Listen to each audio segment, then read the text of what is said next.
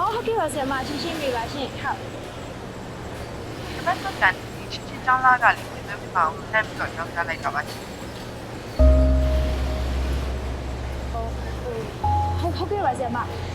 ကျောင်းသားကကိုလေဒီဘက်နောက်ဆုံးထားပြီးတော့ခင်းမိပါမယ်နော်ဆရာမနော် ဟုတ်ကဲ့ပါချင်းလေးကြောက်ပြီးတော့ဘုံကြောင်းပြီးပါနော်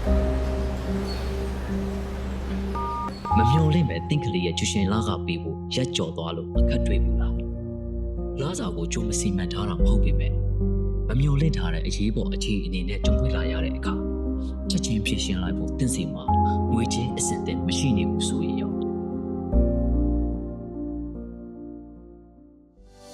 ဘူချိုထုတ်ကဝန်ထမ်းတွေရဲ့လာစာမထုတ်ခင်မှာကြုံတွေ့ရတဲ့အရေးပေါ်ငွေချင်းအခက်အခဲတွေကိုဖြေရှင်းဖို့အစဉ်အသင့်ရှိနေပါပြီ။